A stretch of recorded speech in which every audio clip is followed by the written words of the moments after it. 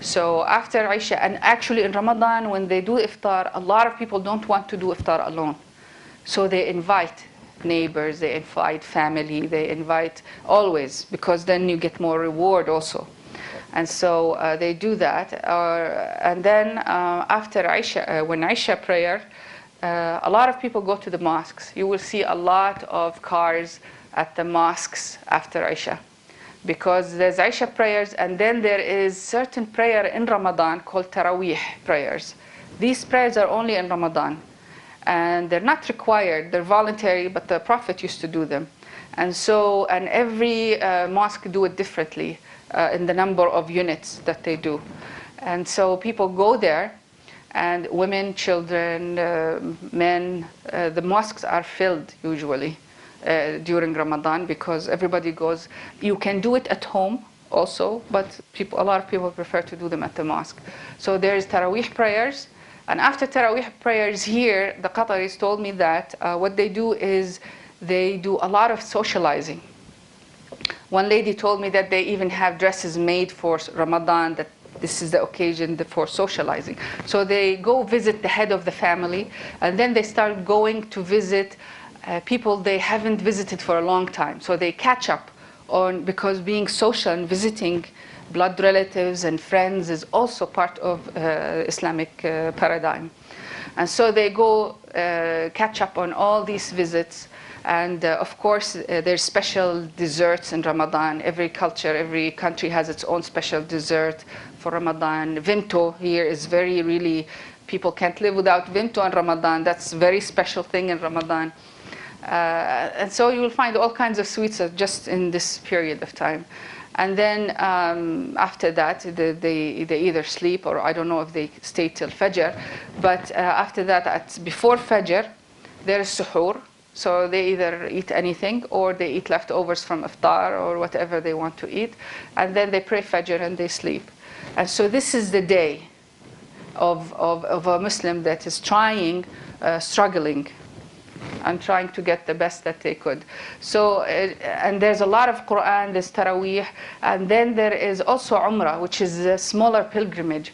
A lot of people want to do Umrah in Ramadan because of the multiplications of rewards, and it has a higher meaning in Ramadan. Now there's others still struggling, but not too high on the level of their ubudiyah. If you notice that there's a lot of hotels that start announcing, come live up the nights of Ramadan with this.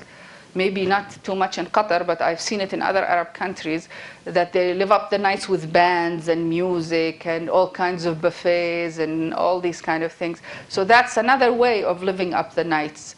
So people fast during the day, spend it mostly sleeping if they can, and then live up the nights eating and listening and going to these places. So we will find all kinds of people. Work and school, as I said, depending on the level, you will find people who are trying to do better at work, trying to control their temper, trying to be nice, trying to be helpful, training themselves for these 30 days. And then you will find people who are lower and whose struggle is not that efficient, that they will be using Ramadan as an excuse to lash out at others. I am fasting, so you have to do this for me. I don't have patience. I am fasting. I don't, so this is not good. This is a Muslim who's not struggling very well in his inner jihad. The same thing with students at school. Now it's coming in the holiday, but usually it's the same. Students start saying, I am fasting, I can't take exams, I can't write exams. This starts to be used as an excuse, but it shouldn't. Behavior. And as I said, you will find people who will use Ramadan as an excuse not to control their tempers. There'll be more, anybody who doesn't eat for a while, he'll be irritable, he can be cranky, he can be angry. But this is part of the reason why we practice self-discipline. Because you have these, then you have a chance also to practice how to control it. And then there's a problem that we're having also is food. This is a month where people should be fasting, but the problem is that it turns out to the month of eating. And so all kinds of dishes and foods that even if I've never ate, then I want to eat it in Ramadan. And so the tables are set with all kinds of food. This does not help in the disciplining of that desire. And this is a struggle that people still have to go through. That what you eat should not be anything different than what you would have eaten if you're not fasting. This is what it should be. You should be feeling how other people who don't have food are eating. They should be. So it really defeats the purpose. That's a struggle that people have to do. Now TV is putting all kinds of series just for Ramadan. And so a series on this, a series on that, and all of them start in Ramadan. So this is another struggle that people have to go through. Don't watch TV. Some of people who are spending also nights here and stuff like that, so they spend the whole night up watching TV and eating all kinds of food, watching all the series that are put on TV until Fajr time. Then they eat again and then they sleep. And so that's another way some people are practicing this.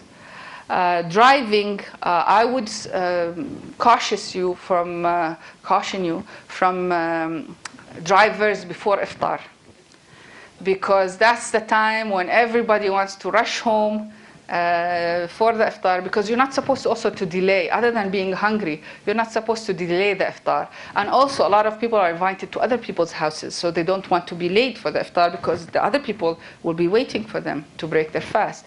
And so instead of giving it time, some people will be rushing. And so be careful about driving. And also the temper, irritability, whatever, also comes out all through the day in driving. Driving is a reflection of how well I am doing in my struggle with my inner self. Social, some people, as I said, in their behavior, they start to become social. They want to do more good deeds. Fitra is an amount of money that is paid only in Ramadan to the poor, to feed the poor. So it's 15 riyals on every person. So my husband has to pay 15 riyal for me, for him, for my 3 kids. Doesn't matter if they hit puberty or not, for anybody in the household. So he gives it in Ramadan. Everybody does that in Ramadan. Of course, food invitations, as I said, everybody practices them. Garangao, it is more seen if Ramadan came in school time. It is a cultural practice in the Gulf. It is not part of Ramadan as an Islamic paradigm. In the Gulf, the middle of Ramadan, they have the kids dressed in certain dresses, and they go out between Maghrib and Isha. They go out and they knock on neighbors' doors and they sing certain songs, and then they collect nuts and sweets. And they do that, and then they keep eating this for the rest of the month. It's not good for the teeth. But that's a cultural practice. And then the last thing is the last 10 nights. The last 10 nights, as I said, Night of Qadr is one of them. So people start to do more of whatever they're trying to do. And actually, a lot of people sleep in the mosque. So they take these 10 days. In Qatar, they used to give holidays for workers, for people who are working.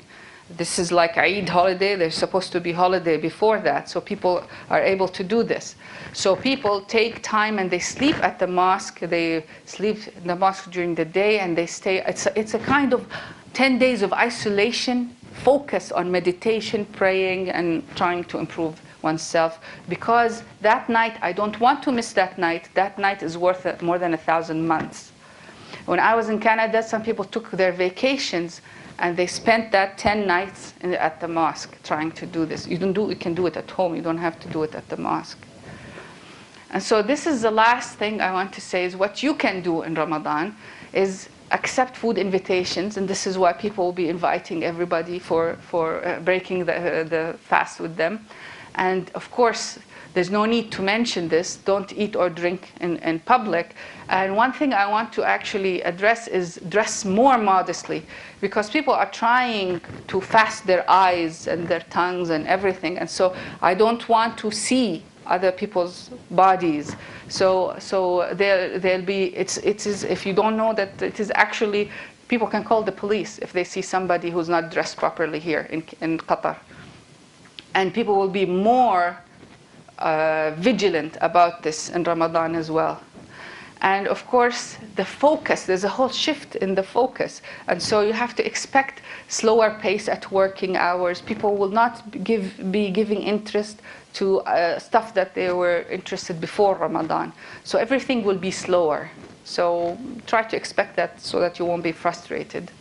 And so I will end with saying that Ramadan will be for anyone what they want it to be.